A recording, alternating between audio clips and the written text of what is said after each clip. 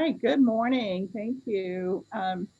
So this is a beginning embroidery class, and we won't finish the project today, but you'll get started on it, and I'll demonstrate. There are a lot of other stitches that you can use, but you can make a lot of beautiful embroidery projects with just a few stitches. So let's look at some of the supplies that we use. So first you have a pattern, and typically it's just a printout that you then transfer onto fabric. There's also some other products. I don't know if you can see it on here, but this is printed on some stick and stitch, they call it. So it's some special materials. It's a sticker, but it's washable. It washes out, basically. It dissolves in water. So you print the design on your, run this through the printer, and I trimmed around the pattern, stuck it to the fabric, and so now it's stuck on there, and I can do the stitching. And then once I'm finished stitching, you just gently rinse it in warm water in this fabric. It's kind of like interfacing, melts away, dissolves away. So that's another option for doing embroidery. And then, of course, we have our needles. So selection of needles. I don't know if those show up or not. Let's see. Maybe against the green here. Yeah, that shows up a little better. But what you want to look at is the length of the needle. You don't want it too long, especially if you're doing different, some stitches that require you to loop around the thread and stuff. And then you want the eye of the needle to be big enough, but not too big, to hold your floss, to hold your thread. So just a variety of needles, and sometimes it's just, trial and error, which one's going to work for this project. Some of them are sharper than others. This one's quite big. This one's typically used for what they call sashiko. I don't know how to, let's see if it'll show up on this. There you go. This one's typically used for what they call sashiko thread. So let's look at some of the different threads you can use. Oh, well, so needles. So these are sashiko needles. Are a little bit bigger because the thread is thicker. And then you can usually get a variety pack of embroidery needles. And then they'll vary in size. So depending on how many pieces of floss you're using. So if you use all 6 strands, you might need a bigger eye. If you're only using 1 or 2 strands, you could use the smaller ones. And then there's just another sample package of embroidery needles. Another good tool, if the eye of your needle's kind of small, a needle threader is helpful. When I was teaching the kids, we used this a lot because it was really hard for them to thread the needles. Let's see. Okay, so let's look at thread for a minute. So we have a variety of threads that we can use. The most common thread floss is usually, there's a couple different companies, but I tend to buy the DMC. That's just a real common manufacturer. They've been around for a long time, but there's a lot of different brands. So you just want to be careful, or, look at the quality of the floss to make sure that it doesn't fray on you, or it it doesn't unravel when you're sewing with it. But DMC's been around for a long time, so it's has a good reputation, good quality. But this is all cotton, 6-strand floss, and generally I stitch with 3 strands, but some stitches, like a satin stitch, you may want to do just 1 or 2 strands. And then there's a variety of other threads that you can use. This one is 100% Sashiko. It's a single strand thread. This one's quite thin. And then there's some other Sashiko. This is Sashiko thread also, but it's a little bit thicker than this one. So there's different weights, different thicknesses. And then there's silk thread, which is really nice to work with. And that's typically just a 1 strand also. So you'd separate it and just use, let me go down a little bit more, and just use the 1 strand of thread. And those also come in different weights. And typically I use it's called a 20-2 weight. And this particular brand comes on a little card like this. And this one hasn't been unraveled or undone. This one is undone, but then once you open it up, then you can just put it back on the card and let the strings hang down. And then there's other brands that will come on a little tube. This is also silk thread.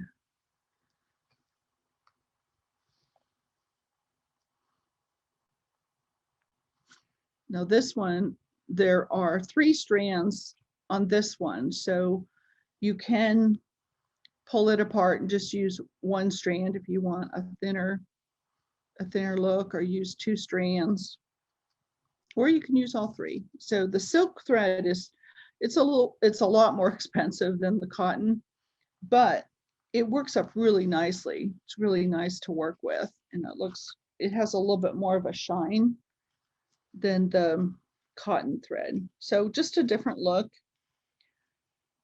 There's also wool thread that can be used for embroidery. So a lot of people will do wool applique designs, and then they'll enhance it with some wool thread embroidery, do embroidery with the wool thread. So that's real pretty. That's real nice to work with too. So I'm going to use this green thread for my demo, just because you can really see it. It shows up really well.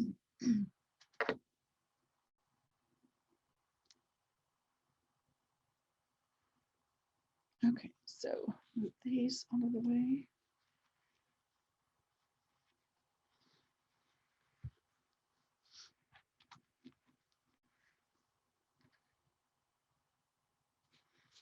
Okay, so before we get started in tracing our love project, I'm going to just demo some of the stitches you could stitch along with me on your fabric piece. Just do it off to the side. You can always take it out later. So I'm just going to work in a corner here that hopefully won't be part of my project later on.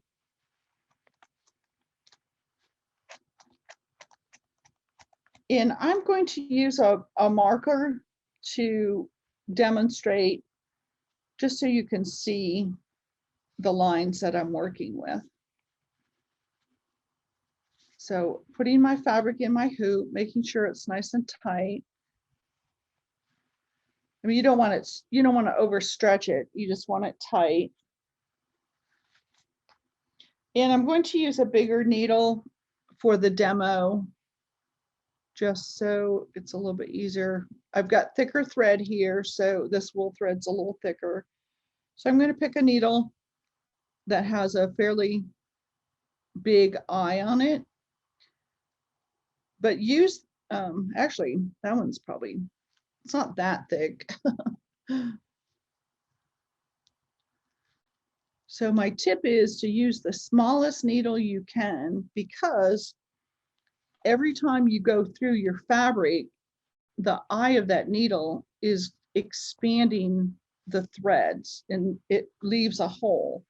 So the smaller the eye is, the smaller the hole is. So I'm going to use my needle threader just to demonstrate that. So you poke, there's a wire on the end here. You poke that through the needle, and then you put the thread through the wire. It's a loop of the wire, might be hard to see. And then you just tug on it a little bit. And that went through pretty well. Pretty easy. Okay. And there's a couple ways to start. So some people like to do, oops, sorry, get my laptop straight. Some people like to just do a knot. So you could just tie a knot on the end. And then you come up from the back and start your project. Another option is to not do a knot and then weave in your ends into the back of your stitching. But because I don't have any, like here's the back of the stitching, I could weave the tail of the thread into my stitches. But because I don't have any stitching yet, I'm going to do what's called an away knot. And so what I'm doing is just leaving a tail. So I'm going to start off, away from my stitch line. So I'm just going to go down through the top, and now I can come up from the back and start my stitching. So let's look at, Ashley, did you get my, or Hannah, I guess, did you get the stitch guide? I don't think I did. Okay. We'll make sure that gets emailed out to folks then. So for example, I'm going to start with the back stitch. So let me take my marker, and I'm just using this because I want you to be able to see it. And so we're going to pretend like this is your pattern. Is that pink showing up? Here, let me see if I can make myself bigger here so I can see better.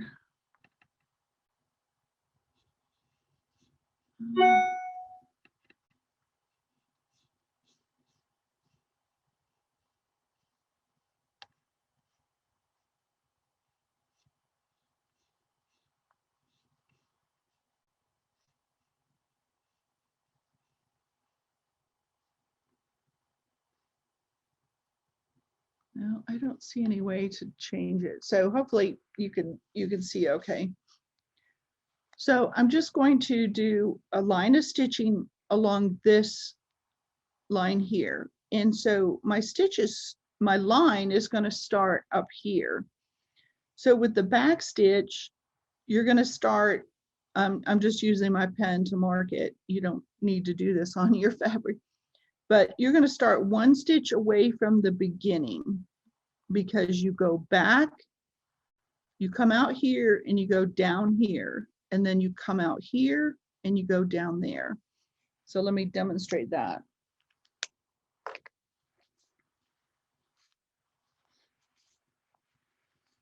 Okay, so I'm going to come out about 1 stitch away from the beginning of my line. So I come out and then I'm going to go down where the line begins. So that's 1 back stitch. And now from the back, I'm going to come forward about 1 stitch length. So this is going to determine your stitch length. I'm making these big just so you can see on the demo, but on your real project, you probably want to make those about 1/8 of an inch or so, not too big. They don't have to be super tiny, but so I go down right in that same hole where the first stitch was, where I came up on the first stitch. So my 3rd stitch, then again, 1 stitch away, 1 stitch length, I guess I should say, away. And then you go down where the 2nd stitch started.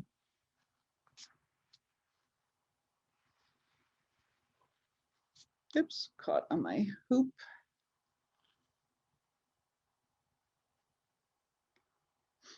All right. You good with that, Hannah? Yes, ma'am. All right. Okay, so then the other stitch we're going to use today is a stem stitch. And so it's similar. And actually, if you look at the back side of the back stitch, that's what a stem stitch looks like. So I'm going to start here. So you start at the beginning. So if this was the start of my project right there, the start of my line. So I'm going to do a stem stitch down this way.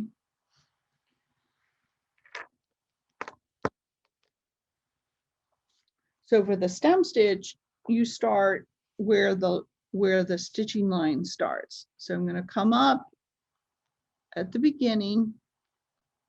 It's a little awkward for me to see, so hopefully this is working. And then you're going to go down 1 stitch away, 1 stitch length. So you go down. And actually the first stitch is a little bit bigger than a normal stitch. And then you're going to, I'm just pushing this off to the side a little bit, kind of pulling it a little bit just so you can see. Because I'm going to come up just in front of where I started. So all my stitches are going to be on the top of my work. So see how long this thread's going to be, because I came up over here and I'm going down over here. And I'm gonna leave this loose so you can see. Normally I pull it tight enough so I can,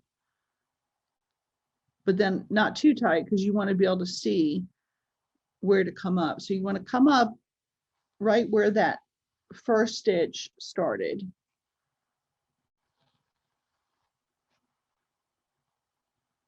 So you're basically overlapping the stitches a little bit.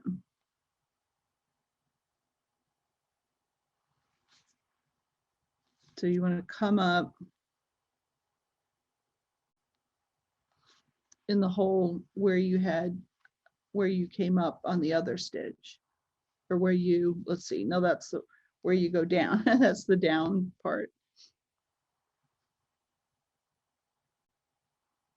Come down about a stitch length away.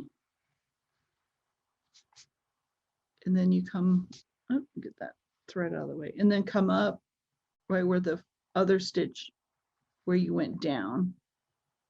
I'm having a hard time seeing it from the back side here.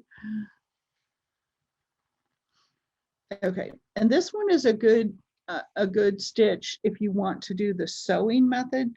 So I've been doing what is generally called the stabbing method. So you stab your needle down, you go down, pull the thread through, and then you come up from the back and pull your needle through.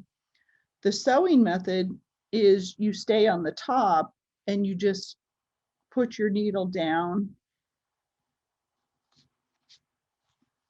tilt it, and then you find the point, and sometimes you have to have your fabric a little bit looser and use your thumb and your finger. So my finger underneath is pushing up on the needle and my thumb here is pushing down on the fabric so I can come up right in the beginning of that other stitch. So this stitch goes pretty fast when I'm getting too close to my hoops.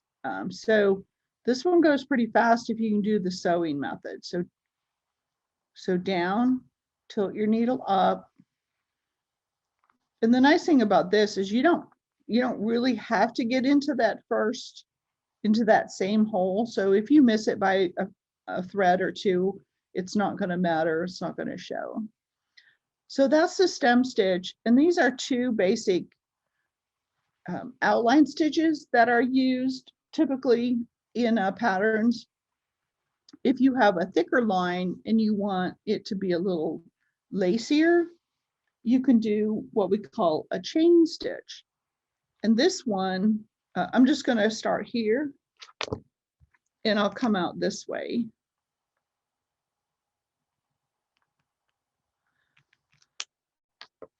So my line's going to go this way now. And so for this one, you're going to go down right next to your beginning stitch, right where the thread is. You'll go down right next to it, not exactly in it, but just a couple threads away, and then come up depending on how long you want your stitch. And I'm making this a little bit bigger just so you can see it. And then here you want to make sure that this loop, this thread, it's getting a little twisty here. But you want to make sure that your thread you leave a loop here, because you're going to make sure that you take your needle through that loop. And then when you pull it, you can see it makes a loop. And you want to leave it kind of loopy like that. You don't want to pull it really tight. Otherwise it just looks like a straight stitch. So you want it to be, look more like a chain, like a, think chain link fence or a chain on a necklace. They're a little bit round, so you don't want it really tight. And then you go, so I came up through the middle of that loop. Now I'm going to go down on the other side of that thread of that loop. So let me do a bigger one. That was kind of small.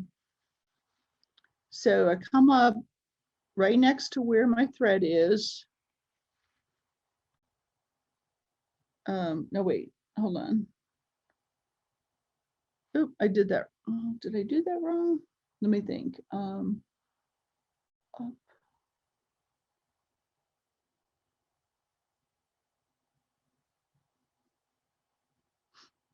Oh, yeah. So I went down. Wait a minute.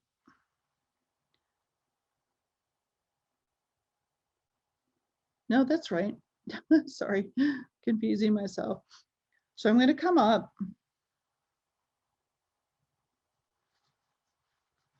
And I should have chained these together. I didn't do that. So I will on the next one. So I'm up at the top. I'm going to come down. I'm going to make this bigger so you can see it. So I'm coming way down here and I want to make sure I've got the needle through the loop.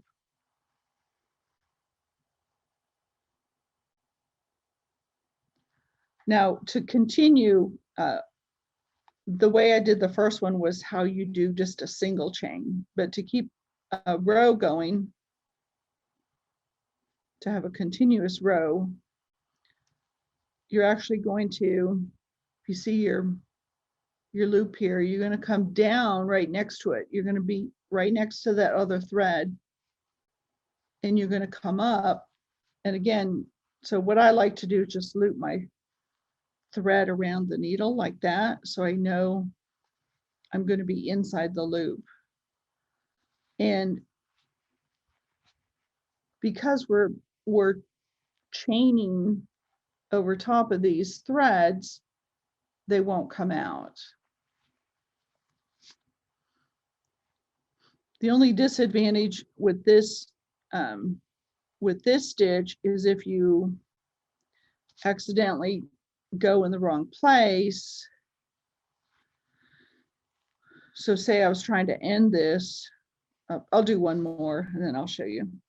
So to continue making a chain, you're going to go back down inside the loop, come back out, make sure your needle is inside the loop. There's my loop. And now to end this, I would go through the fabric on the outside of the loop. But say you forgot and you went through on the inside and you're like, okay, I'm going to end this here. Oh no. What happens is all your loops will start to come out because, well, there's a little stitch there, but all your loops are coming out because the only thing that's holding them in is that next chain. And don't be afraid of trying different things, because all you have to do is just take out all those stitches. Just take the thread off the needle and pull those stitches out.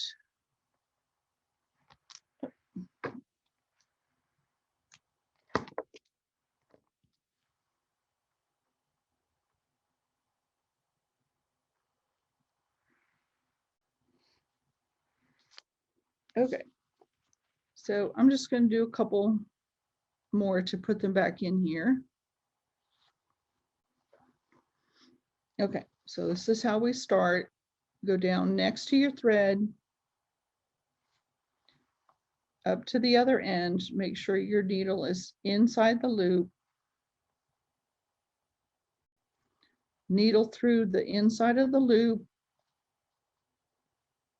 out to the next stitch, and I usually just stop right here with my needle in my fabric and wrap the thread around my needle. That way I'm underneath my needle. That way I know it's not going to come unraveled, come unstitched. And then come down, come up, make sure the thread is wrapped around, and then come back up.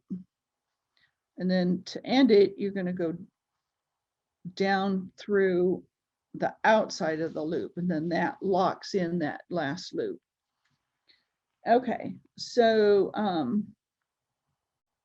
that's pretty much what we're going to do. The other option is to make those daisy chains into a flower. So it's basically individual. So if you have a pattern with a flower, a lot of times what I'll do is I'll just mark the center. I'll mark the center, and then I'll mark the dots of where the petals end. So I don't draw the whole flower. I don't draw the whole petal. I just put dots at where, however long the chain needs to be. And this is called a daisy chain. And so you start in the middle. So basically you're just going to do, what did I do, 2, 4, 7. You're going to do 7 daisy chains, but they all start in the middle. So you come out, you're going to go back down right next to your thread, come out at one of the dots, Oops, I should have wrapped my thread. There, I'm in my loop now, inside my loop. And on these, you want to make sure you've got a good wide loop. And these are big, so they'll look a little strange because they're so big. And then go down outside the loop, and that locks it down. And now to do the next one, you just come up in the center again and start your next daisy chain right in the middle, starting in the middle. Needle out to the next dot, wrap the thread,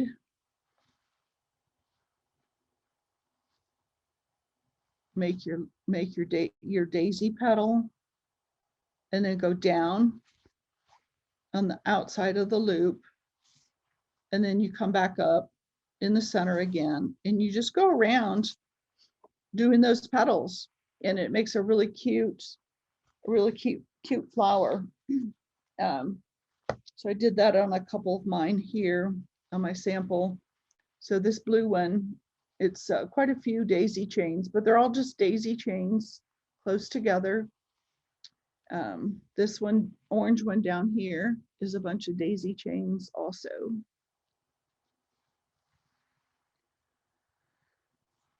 Okay, so let's talk about transferring the pattern.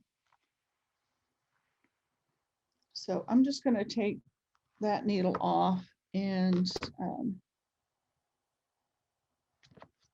clip my thread, because I won't save those sample pieces. Those will end up coming out. But while I still have my sample here, let me show you what I mean by the away knot. So here's my initial knot. I've got this big long tail now on the back. So I'm going to clip my knot on the front, just cut it off, just cut the very tip off, the knot off, just cutting the knot off. So now I have this tail, and I can thread it onto my needle, maybe.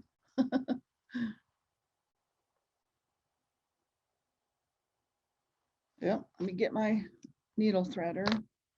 It's this wool thread is kind of fuzzy, so it's hard to get it flat enough to go into the needle.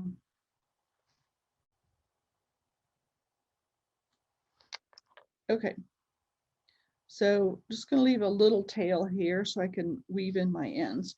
So now what I would do is I could just on the back of my stitches here, I'm just going to, weave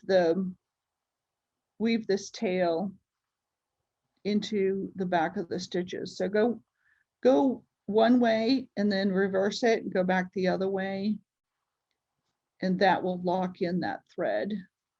And then if there's enough of your tail, go back even a third time. I'm getting really short here, but I think I can make one more stitch. There we go. So that locks the thread down, so this first stitch is not going to come loose. And then you can just trim your tail on the back. Now, if I wanted to change color and start another design, I could weave my end into the stitching that's here now. But when you first start, you don't have any stitches, so you're basically making a tail and then weaving it in once you have some stitches to weave it into. Okay, so let's look at how to, probably isn't the best surface, but let's look at how we're going to transfer this. And I'm going to try to center this one a little better. So usually I usually have if my pattern's kind of square or circle, I'll have a square piece of fabric. So I'm going to pretend that this is square, because I'll probably trim that side off. So let's see, square would be right about here. And so the center is right about here. So I just want to make sure that I've got my pattern. Here, I can mark there's a center mark. And then I can find the center of my pattern. So it's about this wide. So right about there where that V line on the V is. So you just want to, and usually I can just kind of eyeball it. So you just want to get your pattern down. And if you can't see through your fabric enough, you could tape your pattern up on a window and then tape your fabric over it, or just hold your fabric over it. I also have an app on my iPad called Lightbox, or you might even own a Lightbox. Let's see. So basically all it is a light that will shine through the paper and then shines through my pattern. So I can see, so if I have because sometimes I might stitch on a tan fabric or a green fabric. And so sometimes the pattern doesn't shine through a colored fabric. On the white, it's usually pretty good on the white. I usually don't have to use a light box on the white. But assuming you have a light box or window, then usually this is a little mechanical pencil. Usually I just take a mechanical pencil and just draw a very faint line. And this will eventually wash out, but for the most part, your stitching, your threads will just cover it up. But you probably can't even see that on the camera because it's very light. So a couple of other options. So there's this marking pen, which is a water soluble pen. So I have to wash my project to get this to come out.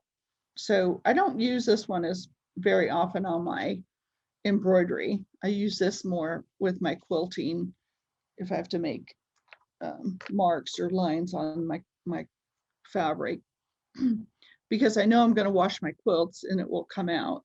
But I don't particularly like to wash my embroidery. It's hard to get the fabric smooth again once you get it wet. And then the stitching, especially, we're using red floss here. The darker floss could bleed into the other,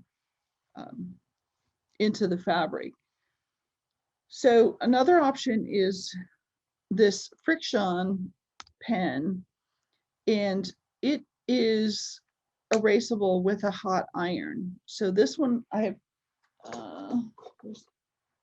here's my blue. So I have a blue and a red. So usually one of them will work on my quilting fabrics. So I'm going to use that today just so you're able to see it better. So hopefully that's showing up a little bit better. Yep, I can see it.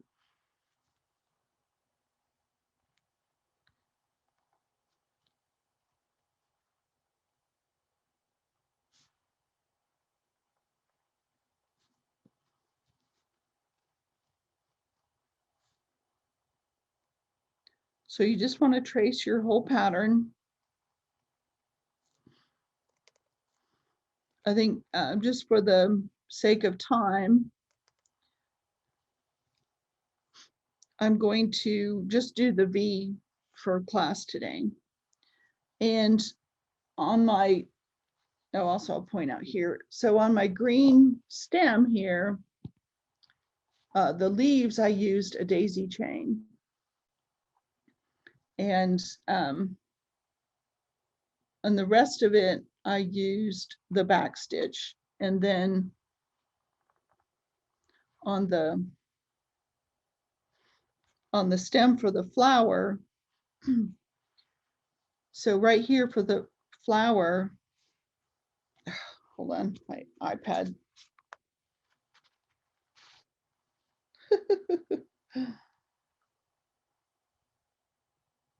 Went to Zoom for some reason. There we go. Get back. Oh, get back to the Lightbox. There we go.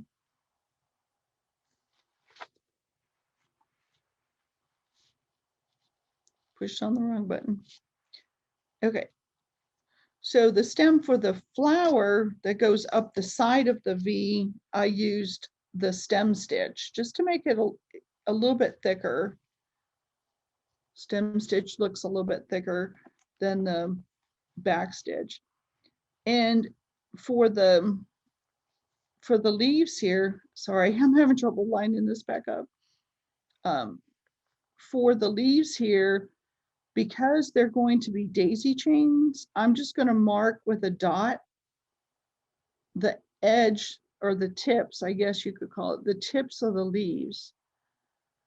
So, and a dot at the base, so I know where to start my stitches and where to end the stitches.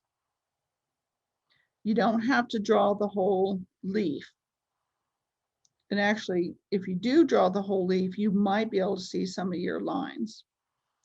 And then same thing with this little daisy up here. There's a circle in the center, so I draw that circle. But then because I'm going to daisy chain the petals, I'm just going to put a dot at the tip of each petal. So I know that I need to do a daisy chain for each petal, each dot. And then for the leaf down here, you could do a satin stitch. We didn't talk about satin stitch, or you could do back stitch.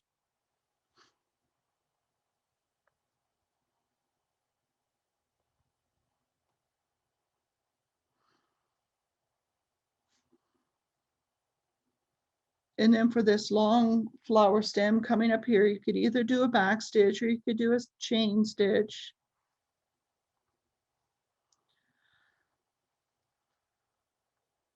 And the little flower up here, I did back stitch on this one.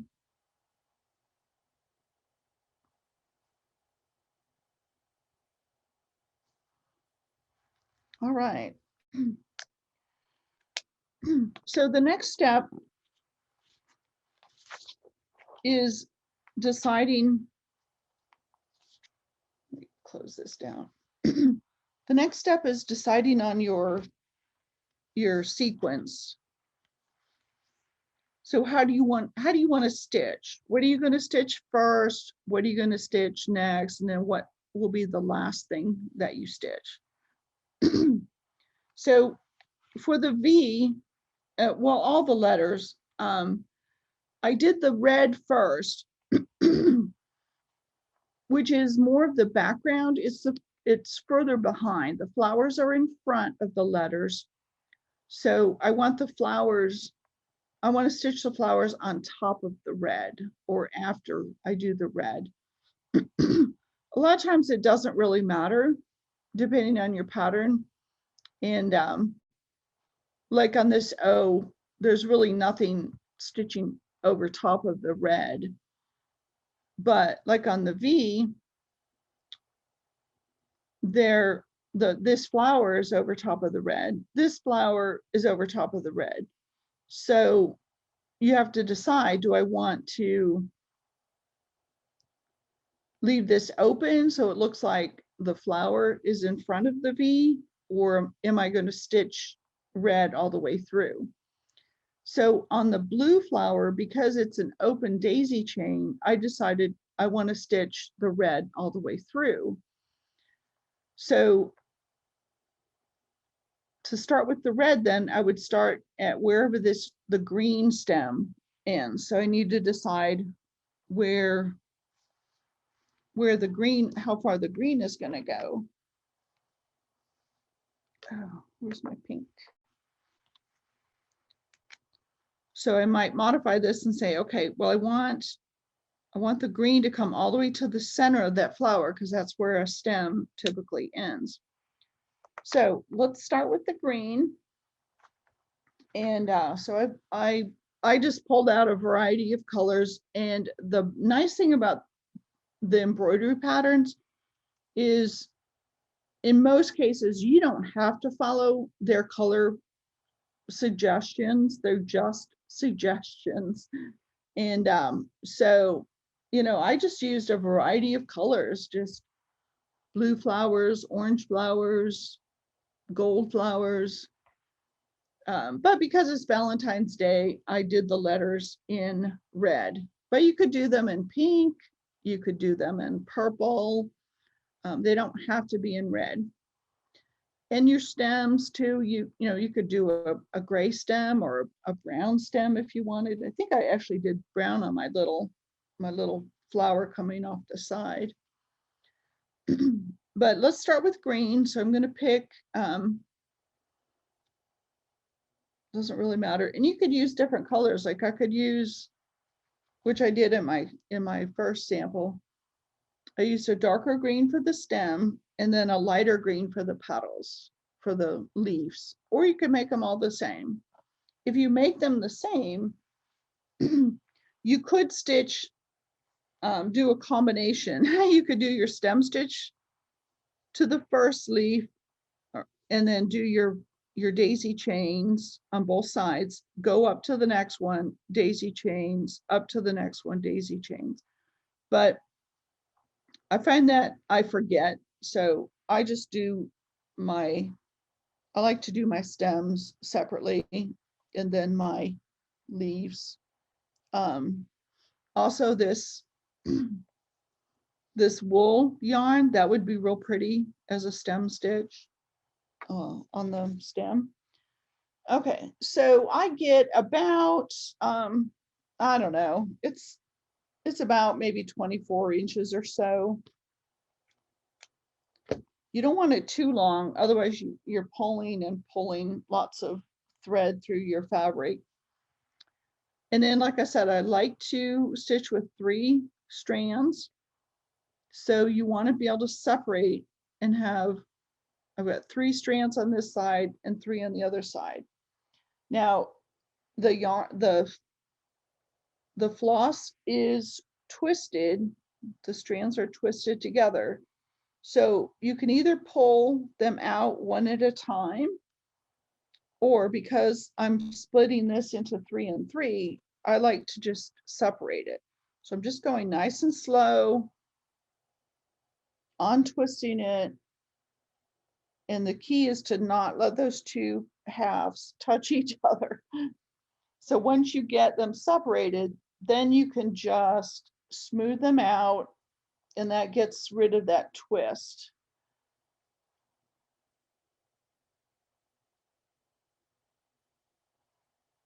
Okay, so we're going to set this aside maybe for later. You know, I have lots of green stems in this picture, in this pattern. So let me smooth this one out, and then I'll start stitching with this grouping.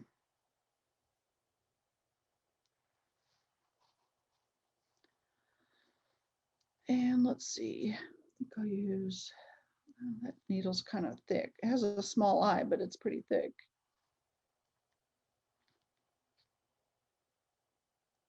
This looks pretty good. And I have lots of other embroidery needles. I might even go with a smaller one. This one's kind of big, but not too bad. And a lot of times the bigger, yeah, this is about,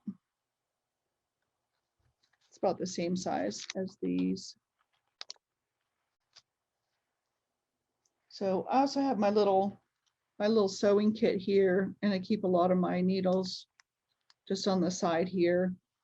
So I can kind of see, you know, which ones I'm using for thread, which ones I'm using for embroidery.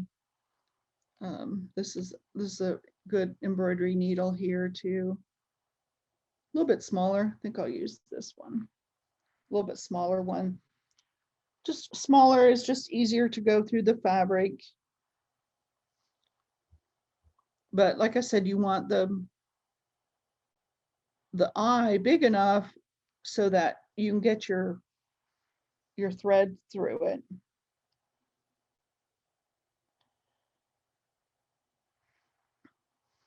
Now I showed you how to do the away knots, but because I'm putting this into a say a quilted project, I don't mind having knots on the back of my work. You just have to make sure that you're not trying to sew through it at any point. So we're going to do, we're just going to start with a knot. I'm using a little bit smaller hoop today for the demonstration, but there's different size hoops you can use. I think this is about a 6-inch. Yeah, this is a 6-inch hoop. But a lot of times I'll use, I think this is 8 or 9. This is 8. So a lot of times I'll use a 8-inch hoop.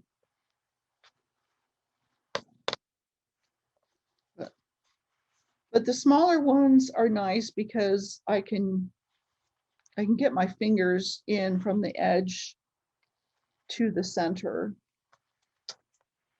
Because I really want to, I use my fingers on the back side to help guide the needle. So I want to be able to reach in from the edge and get to wherever I'm working. If I can't reach it, then, you know, I'm just kind of blind. I end up putting my hand on the back and stretching your fingers out. That usually helps, but about up to 8 inches, I can usually reach in from the edge enough. All right, just want to make sure this is in here tight enough, but not too tight. I don't want to stretch it. Excuse me. Drinking my decaf coffee to stay warm.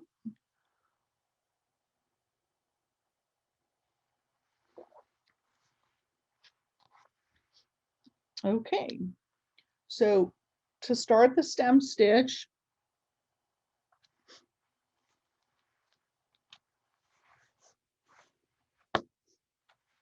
you're starting wherever you want your piece to start. So I'm going to start this at the very bottom.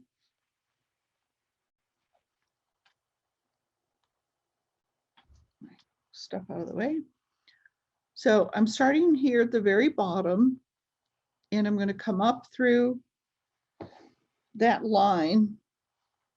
And now this is a good one. Like I said, this stem stitch is good for sewing method. So I'm going to go down and then come back up. This first stitch might be just a little bit short of where you started. And so I like to just, so there's 2 ways of doing this. You can try to keep your thread on the same side. So I'm keeping my thread this way to do my stitching. And that way it's a consistent line. If I put my thread on this side and come up, it's going to look different because the thread is laying on the other side of the stitches. So always just pick one side or the other. It doesn't matter. You just want to be consistent though. So we're just doing, this is just kind of basically sewing. Needle in, needle out, and then you pull your thread so it's taut, but not, you don't want to pull it super tight because then it will buckle up your fabric. It'll scrunch up your fabric and your fabric won't lay flat. So you want to just pull just enough. Now I've got one thread that's acting up. It's a little bit looser. So I just pull up with my needle, get all the threads even, and then pull it back through. tighten it back up.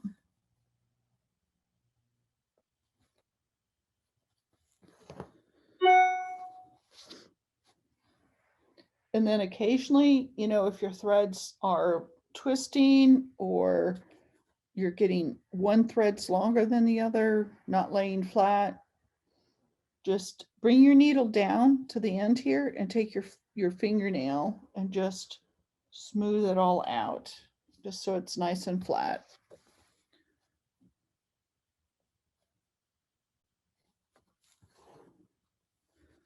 Now I notice when I'm sewing this, I'm covering up my leaf markings. So I'm just going to have to guess on those. Okay, so I'm at the end, I'm going to go down where that stitch, where the line is going to end, and then I'll come up once more just to finish off that stitch, and then I go back down in that same hole or right next to it. Okay, so there's my stem. Now, if I want to do my leaves in the same color, I could just work my way back down and do my daisy chain. So I'm just going to lock this thread into a couple stitches so I can travel to get to where I think those first leaves are going to start. Okay, so my first leaf, it ends right there. So I probably want to start it right about here.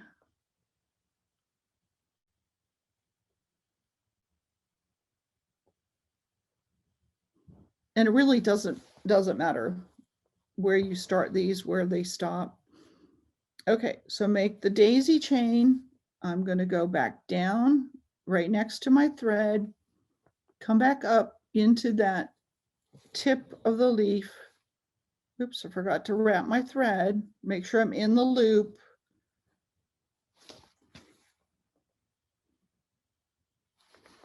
Get my loop to lay flat and go down on the outside of the loop. Now I'm going to come up just on the other side of that stem, about in the same place, to do the leaf on the other side. Oh, I'm tangled up on the back. So that's the nice thing about having your fingers on the back, is you can feel if the thread bunches up. So I've got a little knot here. You can see it. Got a little knot in my thread, and that happens. So what you can do is just put your needle in there and pull on one of these threads. One of them will tighten that knot. Pull your needle out and then pull your thread. Oh, sorry, probably didn't see that. Pull your threads apart. It's just a loop. It's not really a knot. It's just kind of a slip knot. Okay. Okay, let me turn around here. All right, so my thread is up here. Go back down, either right next to that thread or in the same hole, doesn't matter. And then I'm going to come up at the tip of my leaf.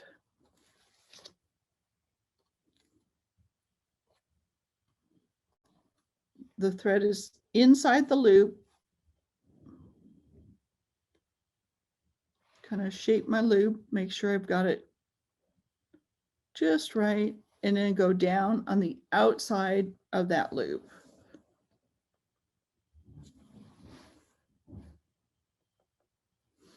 Okay, and then the next one. Now it's a little bit of a jump, so if you want to just tuck it in under that, the threads on the stem, that helps just to keep your back from having big strings that you might get caught on. So I'm going to go down there, and then because I'm going to make the next stem is, or the next leaf is down a little bit further, I'm going to go back through there, and then through this one. And that just makes a cleaner back so your threads aren't real loose and you won't snag on them. And so it doesn't matter which side you do first, you're just working your way down. So left or right, doesn't matter. Put your needle down right next to that thread where the thread came up through the hole. Wrap your thread around your needle to make your loop.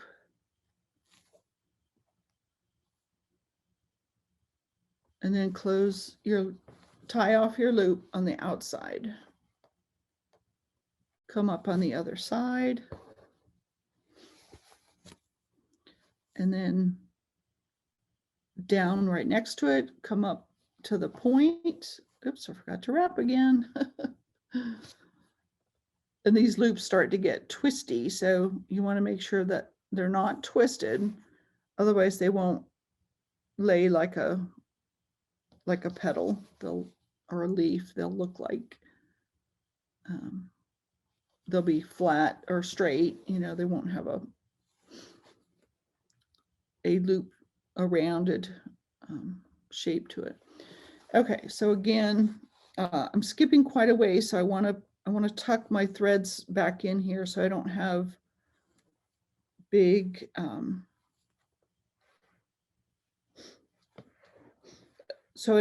threads on the back. All right, so back up to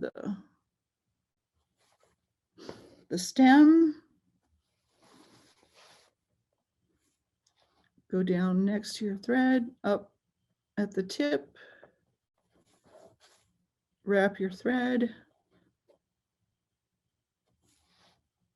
down on the outside of the loop, other side, and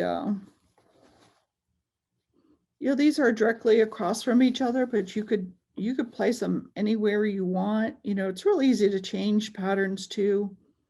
You could leave stuff off if you don't want to stitch it. You could add more stuff if you wanted to.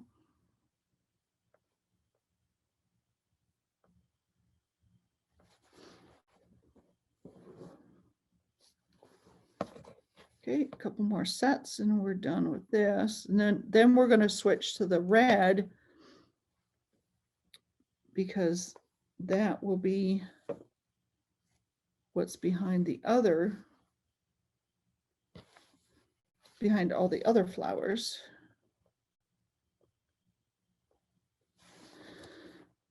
Actually, this marker's working pretty good. I thought it would be real visible, but it's not hardly visible once I get my stitching down. And then all I have to do at the end is iron it from the back, and it'll heat up the fabric on the front, and those marks will just disappear. Hold on a second. I think I'm twisted here. Let me undo this one.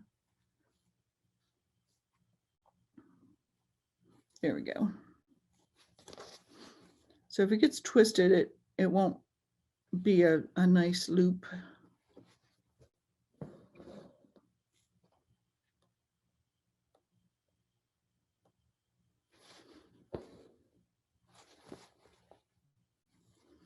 So another way to do it is, depending on how you position your fabric, but say I can hold the tail of my string down here, go down and come up, and now I know my thread is underneath my needle and my loop is going to be nice and flat.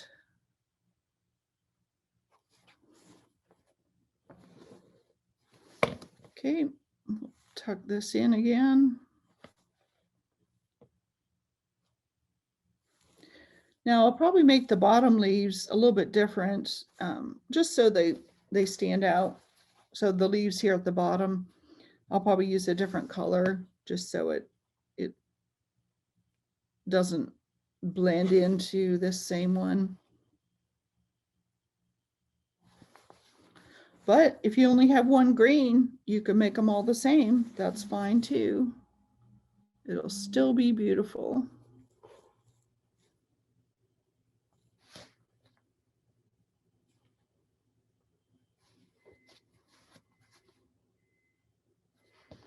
There you go. Get my loop flat.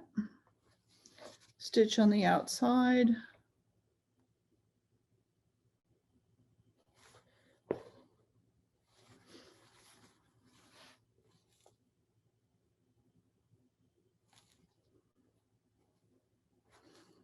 There. That's the best way to make them right there. Come down on the outside.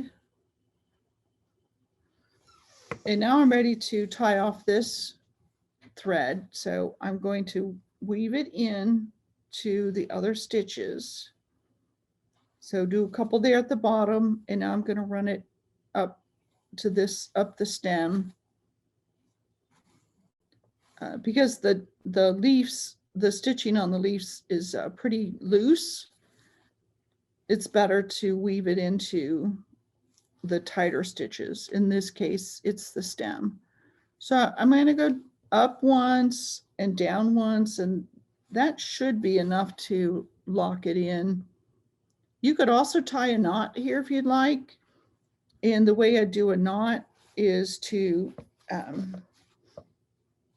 just keep your loop here, go through a thread on the back, put your needle through the loop, and then you're just going to pull it tight. Some people don't like knots on the back, but I find that it does help keep it together. And then I would just weave the tail in a few stitches. If you cut it right next to the knot might come undone also. So I weave the tail in a little bit and then trim it. All right, so there's our little stem and leaves going up to that blue flower or whatever color it's going to be. We'll have a flower up here. So let's do the red next. This one, I've got a couple reds here. I've got a lighter red. We have a little more orangey or a darker red. So I think I used the darker red on my other one, which is real pretty. So I'll stick with the red. And so if you've got the DMC floss, I don't know what you got in your sample, in your kit, but when I'm pulling it off one of the little bundles, I usually pull it like 3 times, 1, 2, 3. And that gives me, let's see, it's about 36 inches, a little bit long, but not too bad. So again, we're just going to work with 3 strands. So I'm going to split this carefully.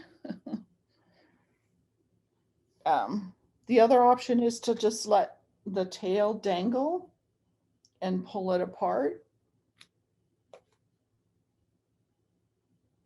But you have to go slow just so the tail has time to untwist. If you go too fast, it gets all twisted up and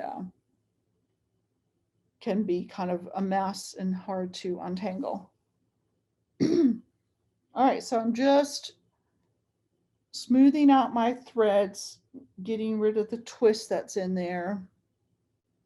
That just helps the threads lay flat. Okay. I'll take my green thread off my needle.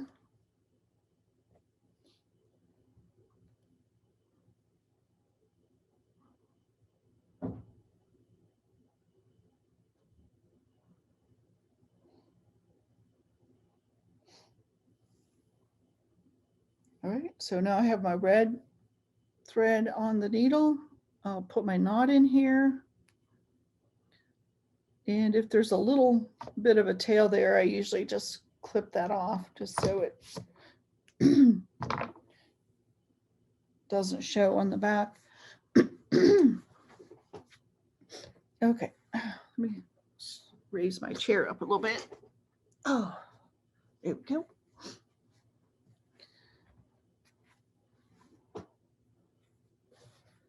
Okay, so for the red, I'm going to start right here where I left off with the green, and I'm going to go all the way around. I'll skip this spot here because I want this flower to be over top of the letter, over top of the V. And then I'll go all the way to the bottom and then stop where the green started. So we're doing back stitch. So for this one, you want to start one stitch length in front of your beginning, because then you go back to the beginning and go down, and then you come up about one stitch. That's a little too, okay, so these are going to be a little bit smaller than my demo. So about one stitch in front, stitch length in front. I felt the tangle on the back, just loosen that up, pull it through. And then here's where that knot is, right at this hole here, this stitch. So on the back, I'm just, with my fingernail, I'm just moving it to the side so the needle doesn't go through the knot. That's the only thing you have to be careful with on the knot. But it's only one stitch at the beginning, and then you're good to go. All right, so I'm going to come up about a stitch length away. And now the back stitch can also be done with the sewing method. I like to loosen up my fabric a little bit. Just a little bit, so I've got a little bit of give on my fabric. And I'm going to use my finger, to tighten up the fabric. So you can kind of see I'm pushing from the back. But what I'm going to do is I'm going to go down with my needle. You want to go straight, and then you come up where your next stitch is starting. So the key here is to get your needle right in the same hole as the last stitch. If you miss it, then you're going to have a gap between your stitches. So the key is to hold your needle straight up and down, go right through that hole, and then tilt your needle to do the forward, the up part of your stitch. So again, straight down, and you can kind of, if you need to, just wiggle your needle around to make sure you're in the center there. If not, you can reposition your needle. Now, as you come up on the corners, so I'm just poking at that last stitch to make sure I get it in the hole. As you come up on your corners, you want to make sure that you are starting or ending a stitch on the turn or on the inside. So I decided to put 2 stitches here to finish off this line before I turn. So I'm going to come up right in that corner, right where that line turns. Otherwise you'll have goofy looking threads as you go from one stitch direction to the next stitch direction. So I'm going to come down, but now again, we're always one stitch length ahead. So this stitch is angled.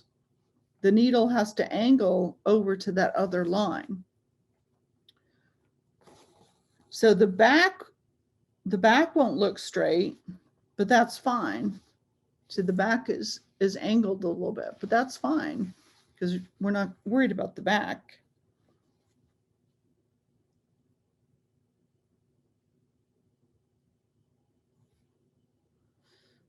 And so I just have a little bit of space here. So I'm going to do smaller stitches. I prefer to go smaller rather than bigger if you're trying to fill in a certain space, a certain length.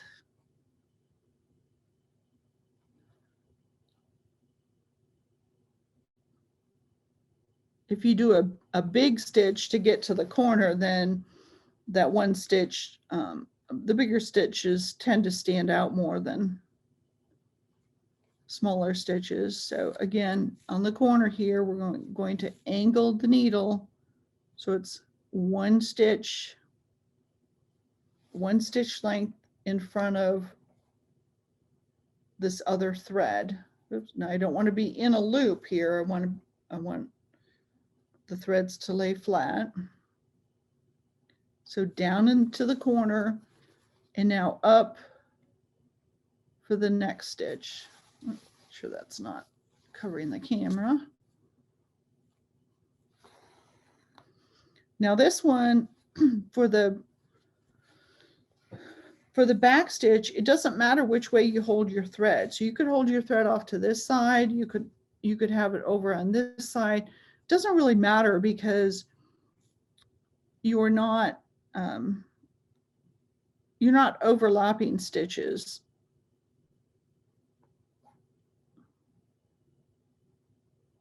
Sorry, just having a hard time getting that in that same hole. Okay, now up through the corner.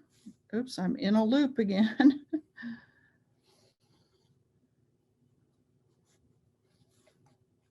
Okay, now there, see, I didn't quite, I don't know if you can see it, I didn't quite get right next to that other stitch. So take the thread off the needle, and I'm going to pull this stitch through, and I'm going to redo it.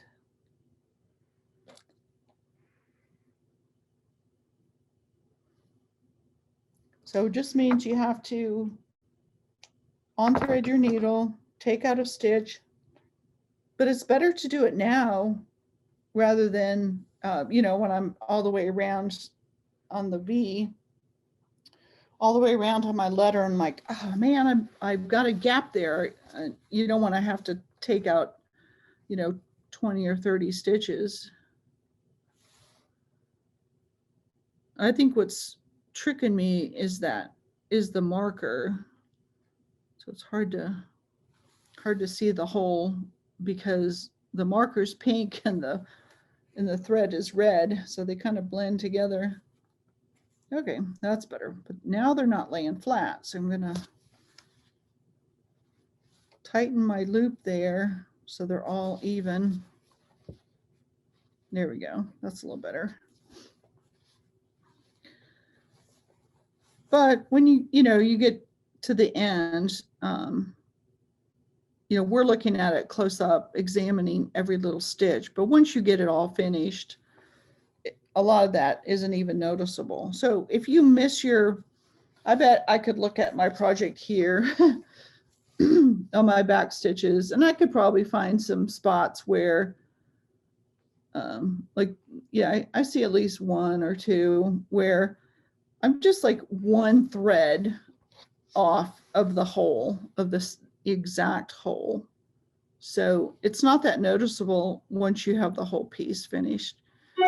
So don't worry about being perfect on every stitch.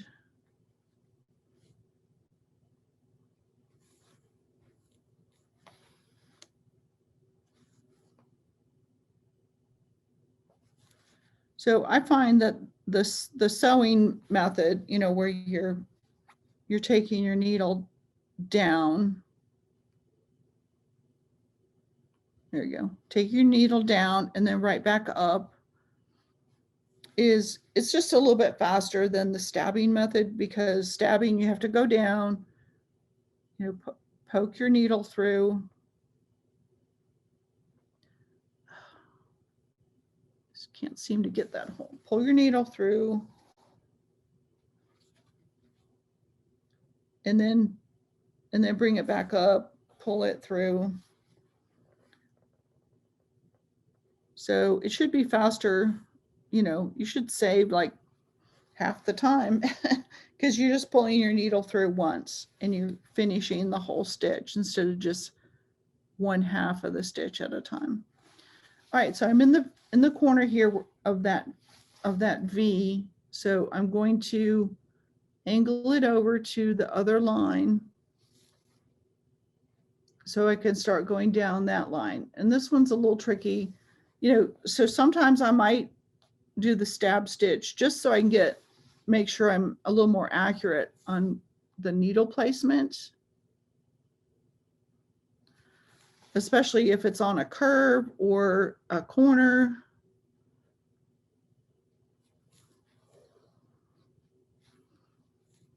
All right, so now I'm going to head down this way, do this line.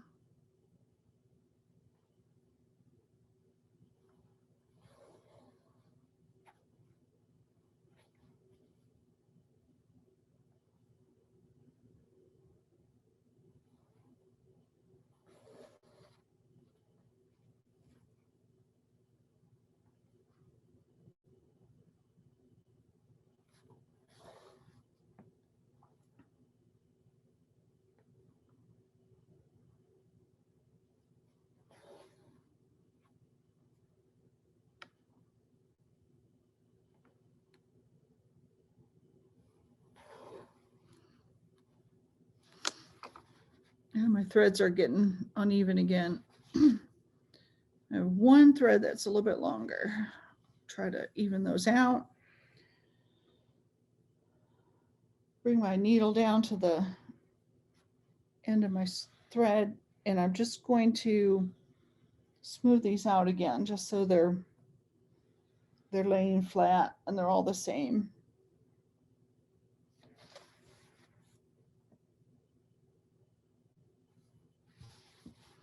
See, I can't quite reach in far enough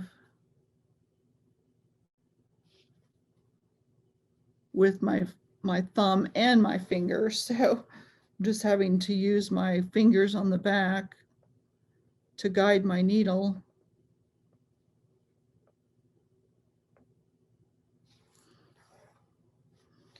So the key on this part of this particular pattern is making sure your stitches are nice and straight for that lettering. When you're doing a stem or a flower, or even like animals and stuff, you don't have to be as accurate on the straight line issue, but your letters will look a little bit wobbly if you don't sew them straight. Now, just because this is it's quite angled here, I'm going to bring my needle to the back, and now everything's out of my way and I can really see where that line is and and be a little more precise with my needle position when I'm coming back up. And also, your needle creates a line when you're doing the sewing method. So when you lay your needle down, it should go straight across that line. If it doesn't, your stitch is not straight. So that's just another a tip to help you do straight lines. Even though you have a line there, sometimes if you're just a thread or two off the line, it can cause your stitches to not look as straight as they could be.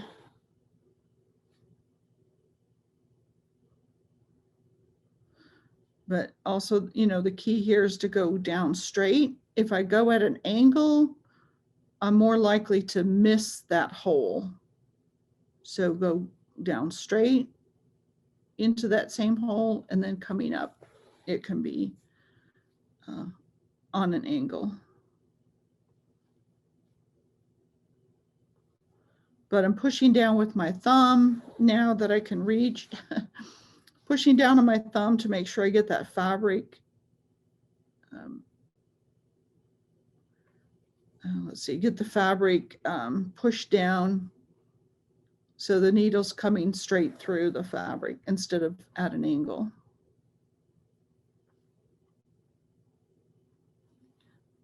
But for a while there, I couldn't reach the stitch line with my thumb.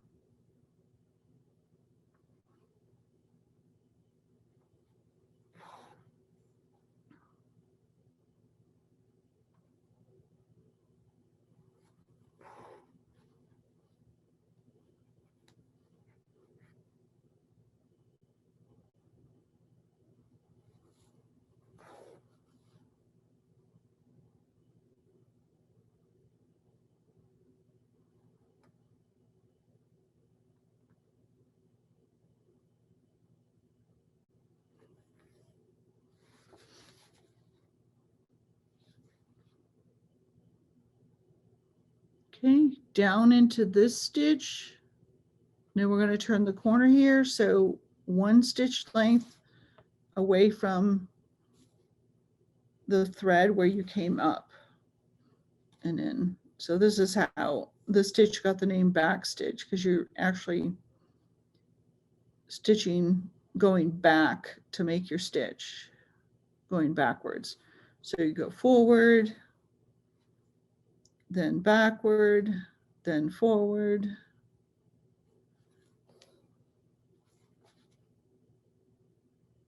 then backward. So that's why it's called a back stitch.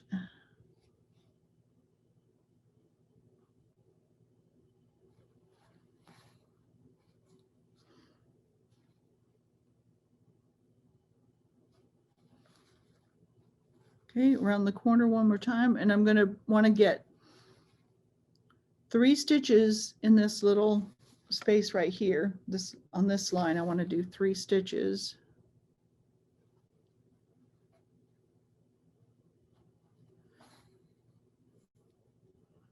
So I'm just trying to space them out about the same.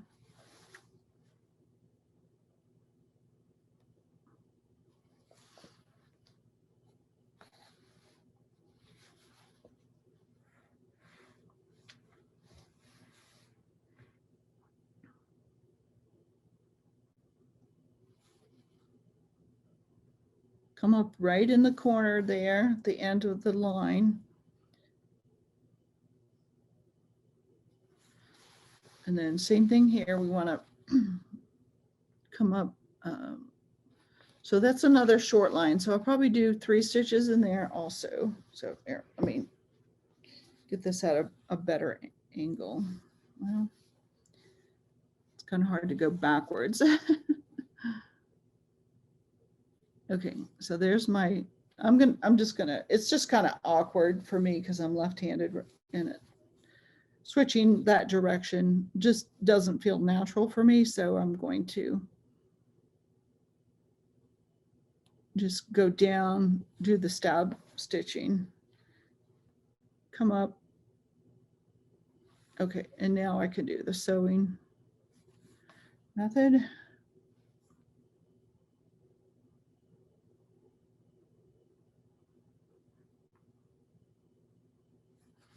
This fabric is fairly tightly woven, so it's kind of hard for me to find my holes. So stitching on like a white muslin is really nice because it's a little bit looser weave. So it's real nice to do embroidery on muslin or anything like maybe linen. I've done some stuff on linen. That works, that stitches up really nicely. It's a little bit looser weave, easy for the needle to go through, easy for you to find the hole where your needle came up. That's kind of the challenge I'm having on this fabric.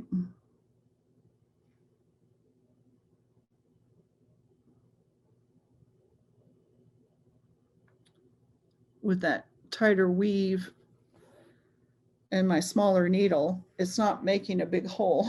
So it's hard to find that same hole. We just kind of run down next to the thread and it usually goes right in.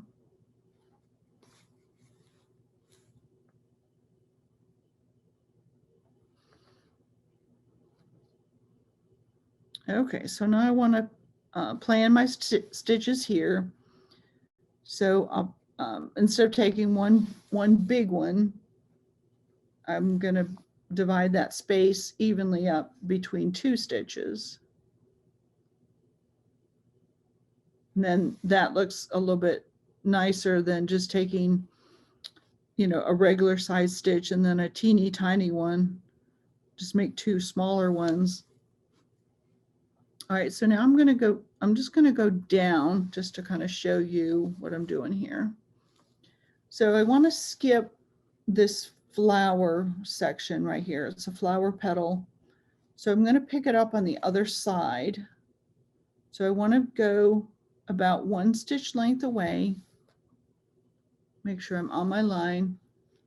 1 stitch length away. And then go back to where that petal is.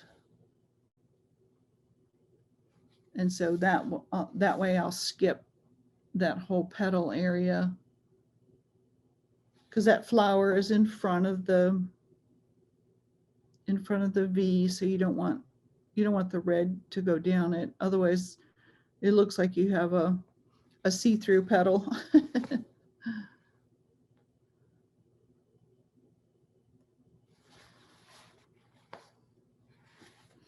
Okay, I'm having a hard time reaching this the way I want to, so I'm going to reposition. Just going to tuck my needle into my fabric.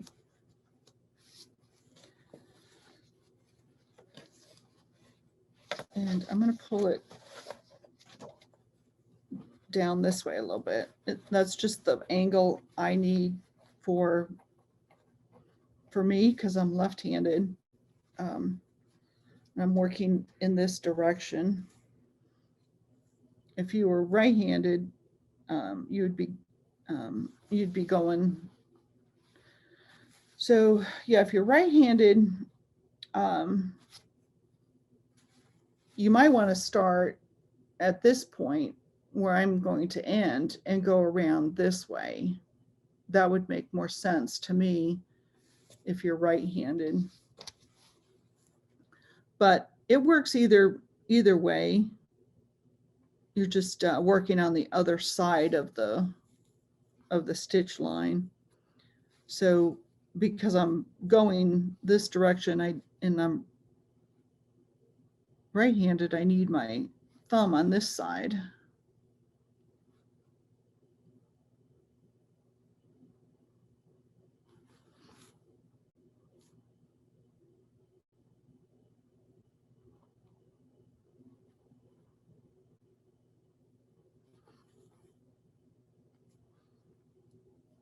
So because I'm left-handed, I'm going left to right on this stitch. If you were right-handed, you would be going right to left this way. So you would want the piece closer to your hoop on this side. I don't know that I can do it right-handed, but so it really doesn't matter where you start. You're holding it on the opposite side.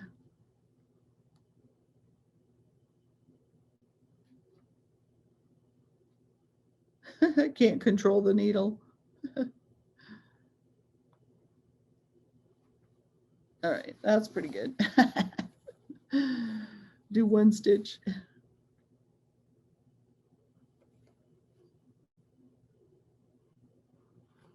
So just try different ways, especially Hannah, since you're new, just try different ways. See if when you go around your letters, I went this way, but it might be easier for you to go this direction. And anything that you're stitching, but when it's just one line, it really doesn't matter. You're going to start here and go here. It doesn't matter if you're left-handed or right-handed. But when you're working your way around a pattern, I find I tend to go clockwise, and right-handed people tend to go counterclockwise.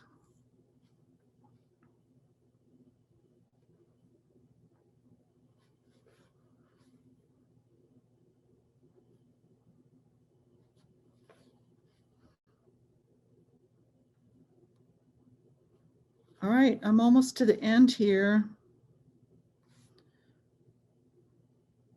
And so I want to come up really close to where the green is. I may even want to do,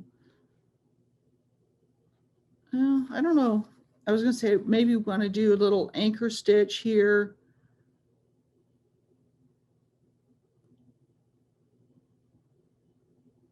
Maybe just do another little tiny one just to kind of make sure I filled in all the gaps here. And also, you know, you can overlap over to the green. I think on my first one, I did the red up a little bit, and then the stem was next to that, the red at the bottom. So doesn't really matter. So I'm back to the beginning here, or where I want to end, because I've reached the green. So no more red on this one. So I'm going to make a knot here just by slipping through a loop, and then I'm going to weave my ends. Ooh, almost lost my tail. I'm going to weave the ends in just a couple stitches one way and then a couple stitches back after I did the knot. So it should hold it in place really well. Oops, I went through.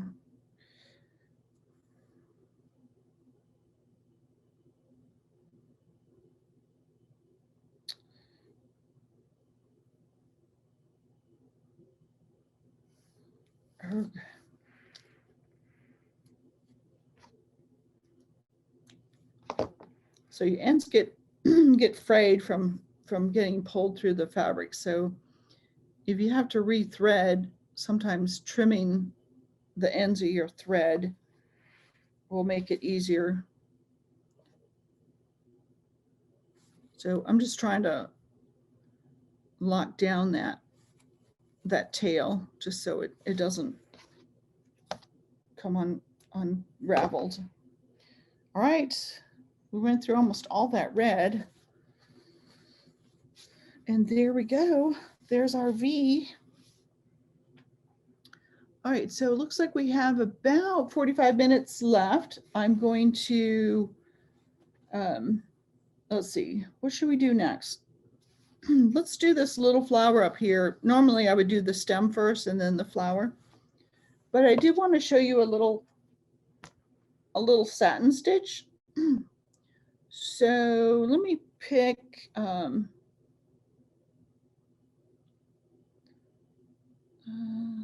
let's see, let's do this darker blue. I think that'll show up better. And find my end.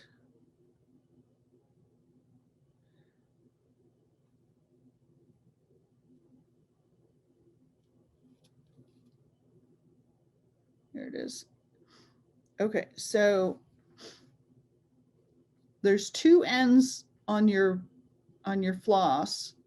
Oh, and I picked the wrong one.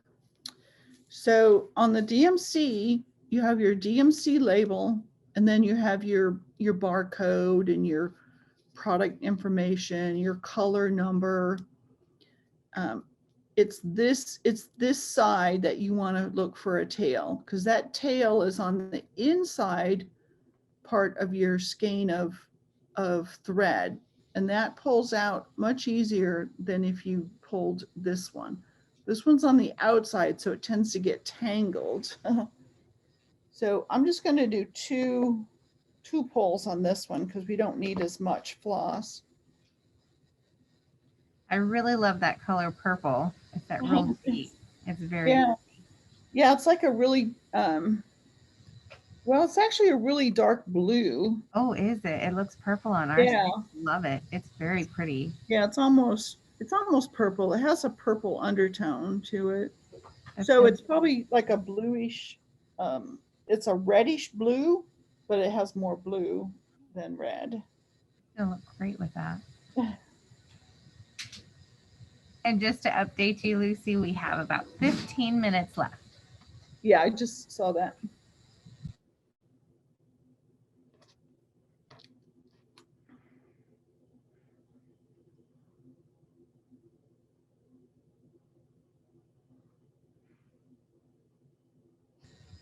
I think it's going to take me longer than 15 minutes to finish. Yeah, it was just to get you started. Okay, so this one we're going to do what's called a satin stitch. And sometimes I'll use just one strand of floss to do the satin stitch because it lays a lot flatter, but we're going to do all three. So what I like to do is start with the first stitch right in the middle. And maybe what I should do is I should do it in this green so you can really see it better. Well, this blue is pretty dark, but what I want to do is a bigger sample.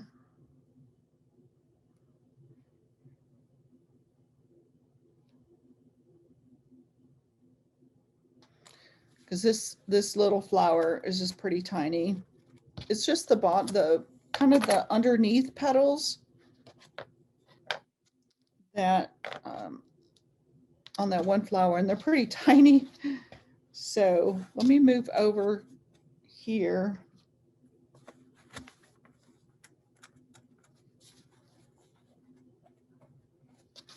And so you can use this satin stitch. You could use it even in these petals here. So I just did a back stitch here, outlining each petal, but you could fill in this whole petal and make it solid. So like here's a satin stitch here. I did satin stitch here on the daisy, the center, and I did satin stitch here on that flower. So it's just filling in the whole area with floss. So say we have a petal, and this is gonna, because I'm just demoing it, it's gonna look maybe not quite as flat as what your work will look like, but it's just to get the idea of the stitching. So I like to start with the center stitch. So you start stitching right in the center. And that kind of gives you a good base. And then do your stitches to one side and then come back to the center and do your stitches to the other side. Instead of starting on one end and, increasing. And I like to do, I know it takes a lot of extra floss, but I like to go across, you come up at the top. It's the top for me. Come up at the top. And you're going to try to get these stitches as close together as possible. I'm not going to worry about that on this demo. And then stitch right next to the other row. So I want you to kind of see how it's stitched. So I always come up at the top and always go down at the bottom. You get smoother, flatter stitches that way. It does take more floss, but it yields nicer results.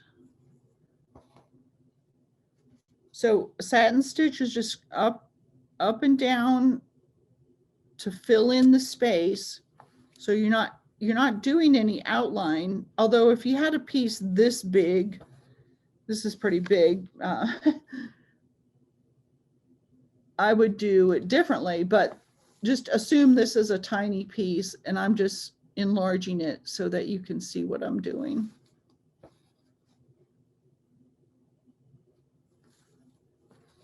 So if this was, and I've got my stitches are not super close together. I would do them closer together in real life. So see how they, it just fills in that whole piece. And I feel like, starting in the center and working your way out, visually, it's just easier to get those, to get your borders even, your outer stitches more evenly.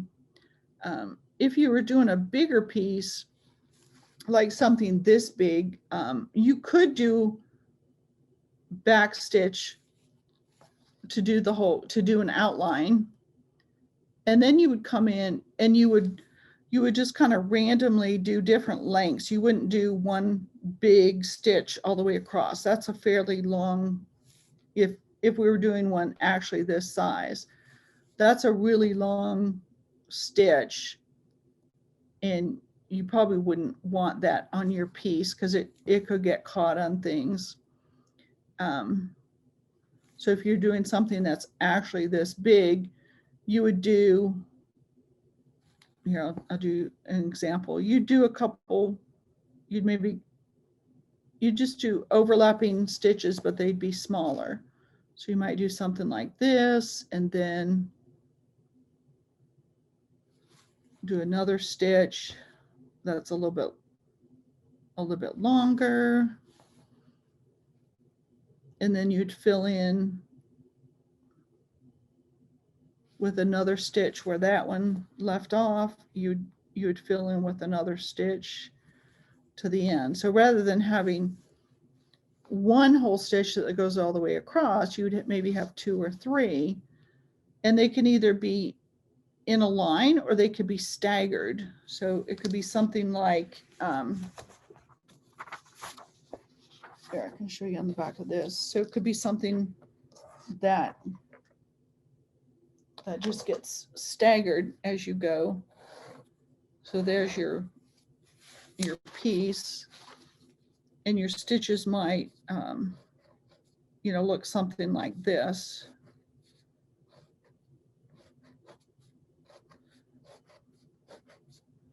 Where they're just kind of random, but they overlap each other, so that eventually, and some people it might look more like this. Here, let me do a little differently. So you can see it better. So you might do your first row like this, and then your second row would kind of maybe go in between those.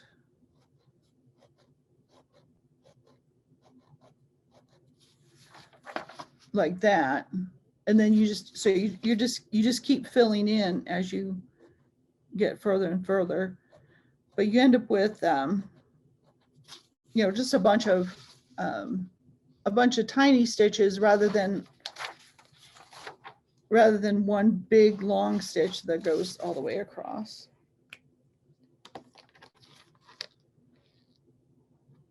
Okay, so take this needle off. But for a big section there, that actually turned out pretty good. It's just the stitches are really long, and it would be real easy to get something caught on it. And if you catch one stitch, it kind of tugs on all the other ones. So then your fabric's all wrinkled up. Okay, which way do I want to go here?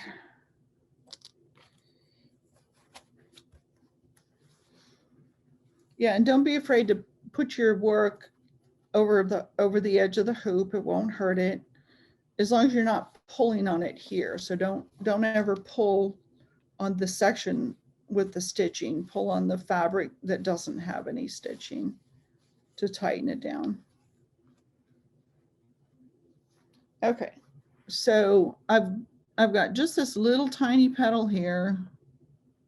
So it's probably just it's only going to take a few stitches because we're using 3 strands of floss.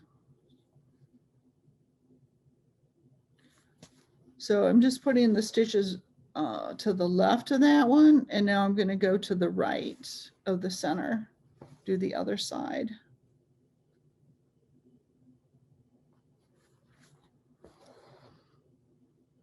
There, and that's about all you need for that little tiny piece. And then you can do the other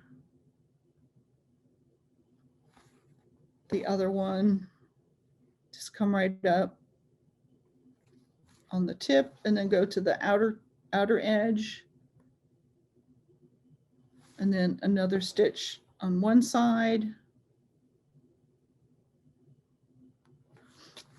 And because the stitch is a little bit shorter, it gives it that curved look. It gives it a curved outline.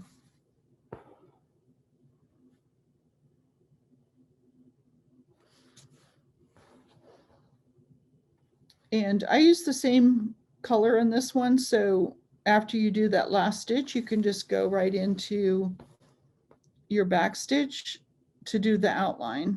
And I may have done my outline first. It probably does. It doesn't really matter, but I did want to show you that satin stitch before we ran out of time.